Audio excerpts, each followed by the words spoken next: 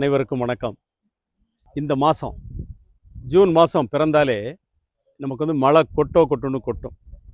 June 1ஆம் தேதி ஆரம்பிக்கக்கூடிய பருவமழை, தென்மேற்கு பருவமழை செப்டம்பரில் தான் விடைபெறும் நம்ம பூமியிலிருந்து. நாங்கள் சின்ன பிள்ளையாக இருக்கும்போது என்ன செஞ்சோம், கொங்காணி போட்டுட்டு தான் பள்ளிக்கூடம் போனோம். வருஷத்தில் 9 மாதம் மழை பெய்ந்த ஊர் இந்த செங்கோட்டை. இந்த தென்காசி மாவட்டத்தில் பகுதி ஊரில் வருஷம் 9 மாதம் மழை பெய்யும். ஆனால் இன்னைக்கு தென்மேற்கு பருவமழை காலமான இந்த காலத்தில் நாம் இவ்வளோ நேரம் நிற்க முடியாது. அதுவும் மலையடிவாரங்களில் நம்ம நிற்கவே முடியாது. அப்போ இப்படிப்பட்ட காலத்தில் மழை இல்லை, வெயில் அடித்து கொளுத்து. எந்த ஆண்டும் இல்லாத வெயில் இந்த ஆண்டு செங்கோட்டையில் கண்ணால் பார்த்தோம். ஆனால் இன்னும் 10 வருஷம் கழிச்சா அந்த செங்கோட்டை எப்படி இருக்கும்னு நம்ம கற்பனை கூட பண்ண முடியல. மிக கொடூரமான ஒரு காலகட்டத்திலே வாழ்வதற்காக நம்முடைய தலைமுறையை நாம் தயார் செய்து வருகிறோம். அதான் உண்மை. 2 பருவமழையும் செங்கோட்டையில் இருந்துச்சு. வடகிழக்கு பருவமழையும் உண்டு, தென்மேற்கு பருவமழையும் உண்டு. ஆனால் இந்த பருவமழை காலம் என்பது இத்தனை கொடூரமாக மாறும் என்று நாம் நினைக்கவில்லை. உலகமே பயந்து நடுங்கி கிடக்கிறது. எல் நினோ இல்லை, சூப்பர் எல் நினோன்னு சொல்றான். மழை இல்லடான்னு சொல்றான். பசிபிக் பெருங்கடலில் மிகப்பெரிய வெப்ப அலைகள் ஏற்பட்டிருக்குன்னு சொல்லுதான். அறிவியல் என்னவெல்லாம சொல்கிறது. ஆனால் சாமானியர்களான நாம் என்ன செய்கிறோம், நமக்கான மழை இந்த ஜூன் தொடங்கி செப்டம்பர் வரை பெய்யும் என்று நம்பினோம். நம்பி பொய்த்து போய் கிடக்கிறது. காடு பொய்த்து போய் கிடக்கிறது. மாமரங்கள் எல்லாம் நஞ்சாக்கி விட்டது.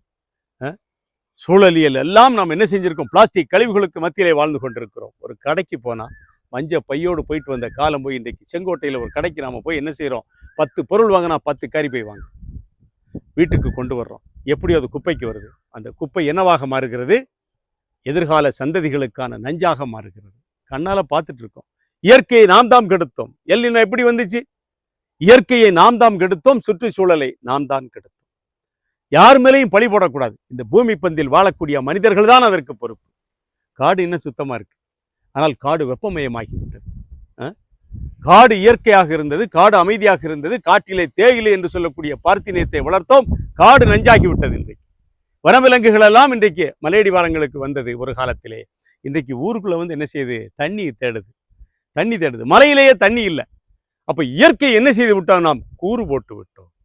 இயற்கை கூறு போட்டதனுடைய விளைவை இன்றைக்கு நாம் அறுவடை செய்து கொண்டிருக்கிறோம். யாரை குற்றம் சொல்வது. பாரிஸ் எவ்வளவு அழகான நகரம், பிரான்ஸ் நாட்டினுடைய தலைநகர், உலக சுற்றுலா பயணிகளுடைய சொர்க்கம் பாரிஸ். வெயில் தாங்க முடியல. தென்னாப்பிரிக்காவுடைய ஜோகனஸ்பர்க் உலக சுற்றுலாவாசிகளுடைய சொர்க்க பூமி, போக முடியல. வெயில் தாங்கல. தேம்ஸ் நதி கரையிலே படுத்து கிடக்கிறான் வெள்ளக்காரன் எல்லாம். புரட்சியாளர்கள் உலாவிய தேம்ஸ் நதிக்கரை, லண்டனில் இருக்கக்கூடிய தேம்ஸ் நதிக்கரை எப்படி கிடக்கு, காஞ்சி போய் கிடக்கு. வெயிலுக்கு என்ன செய்தான், படுத்து கிடக்கான் ஆற்றோரத்திலே. கடற்கரைகளில் எல்லாம் மனித தலைகள் உலகமெங்கும். ஏன் இந்த கொடூரமான ஒரு காலநிலையை நமக்கு நாமே உருவாக்கி கொண்டோம் என்று மனித சமூகம் சிந்திக்காததனுடைய விளைவு இன்றைக்கு எங்க செங்கோட்டையில வெயில் அடிச்சுக்கிட்டு இருக்கு. காத்தாடி போட்டு 15 வருஷம் தான் ஆச்சு செங்கோட்டை கிராமங்கள்ல. காத்தாடியற்ற ஒரு தாலுகாவாக செங்கோட்டை இருந்தது. ஏசி கிடையாது. இன்றைக்கு கிராமங்களிலே ஏசி மாற்றப்பட்டிருக்கிறது. காரணம், மனிதன் என்ன செய்தான், தன்னுடைய தனிப்பட்ட சுகபோக வாழ்க்கைக்காக இந்த இயற்கையை கொஞ்சம் கொஞ்சமாக சீரழித்து மழை இல்லாமல் ஆக்கிவிட்டான். உலகம் தமிழ்நாடு முழுக்க என்ன செய்வாங்க, மே மாசம் அப்படியே பிப்ரவரி, மார்ச், ஏப்ரல், மே 4 மாசம் வெயில்ல துடிச்சுக்கிட்டு இருப்பான். ஆனால் நாம் என்ன செய்வோம், நமக்கு வெயிலே இந்த 2 மாசம் தான். பிப்ரவரி, மார்ச், ஏப்ரல், இந்த 2.5 மாசம் தான் வெயில். மே மாசம் 15ஆம் தேதிக்கு பிறகு என்ன செய்யும், காத்தடிக்க ஆரம்பிச்சிடும். மே 20ஆம் தேதிக்கு பிறகு சாரல் அடிச்சது. ஜூன் 1ஆம் தேதி அது லட்சத்தீவுல தொடங்குதோ அந்தமான்ல தொடங்குதோ தெரியாது. ஆனால் செங்கோட்டையில மழை பெய்யும். ஆனா இன்னைக்கு மழையே இல்லை. மழை பெய்யுமா தெரியல.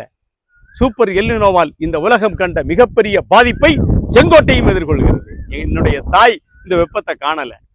என்னுடைய தாய்க்கு தாய் இந்த வெப்பத்தை பார்க்கவே இல்லை, அனுபவிக்கல.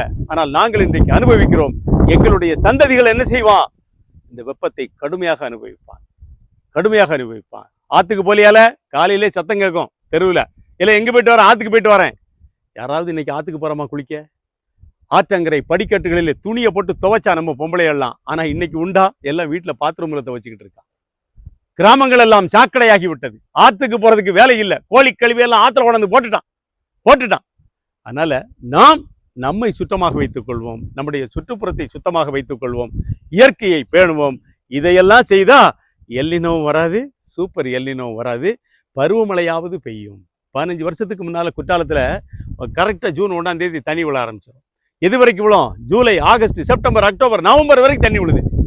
அப்புறம் வருடம் முழுவதும் இதமான தண்ணி விழுந்துச்சு. 20 வருஷத்துக்கு முன்னால வரைக்கும் இதமான ஒரு தண்ணீர் குற்றாலத்திலும் ஐந்தருவியிலும் விழுந்து கொண்டே இருந்தது. ஆனா இன்னைக்கு ஒரு நாள் மழை பெஞ்சா கூட மறுநாள் மழை இல்லைன்னா காஞ்சி போயிருது குற்றாலம். அப்படி ஒரு இயற்கை தன்னை தகவமைத்துக் கொள்வதற்கு நாம் தான் காரணமாக இருக்கிறோம் என்பதை நாம் மறக்கக்கூடாது. இந்த வளமான செங்கோட்டையை நம்முடைய சந்ததிகளுக்கு என்ன செய்ய வேண்டும்? நாம் கையளிப்பு செய்துவிட்டு செல்ல வேண்டும். அதுதான் அவர்களுக்கு நாம் சேர்க்கக்கூடிய சொத்தாக நான் நினைக்கிறேன். நீங்கள் பேங்கில் லாக்கரில் கொண்டு நகையை வச்சு, பேங்க் லாக்கரில் பணத்தை வச்சு அது எதுக்கும் பயன்பட போகிறதில்லை. உங்களுடைய பிள்ளை இயல்பாக இந்த பூமியில் வாழ வேண்டும் என்று சொன்னால் இயற்கையை நீங்கள் நேசிக்க கற்றுக்கொள்ள வேண்டும். இயற்கை உங்களை நேசிக்கும். அதுதான் உண்மை. அப்போ இயற்கை நாம சீரழிச்சோம் இயற்கையை. இப்போ இயற்கை என்ன செய்யுது? பழி வாங்குது, நம்ம சீரழிக்கு. அப்போ இருவரும் பரஸ்பரம் ஒருவருக்கொருவர் புரிந்து கொண்டு நாம் இயற்கையை நேசித்தோமானால் இயற்கை நம்மை நேசிக்கும். இந்த பூமி பந்து பசுமையான பந்தாக நம்மிடத்திலே ஒப்படைப்பு செய்யப்பட்டது இயற்கையால் அல்லது இறைவனால். ஆனால் இன்னைக்கு நம்ம என்ன செஞ்சுருக்கோம்? குப்பை கிடங்காக மாற்றி இருக்கிறோம். இந்த குப்பை கிடங்கை என்ன செய்யணும்? சுற்றுலா தலமாக மாற்றி சொர்க்க பூமியாக மாற்றும் வரை பூமி பந்தில் பிறந்த ஒவ்வொரு மனித உயிரும் அதற்காக பாடுபட வேண்டும் என்று நிறைவு செய்கிறேன். நன்றி.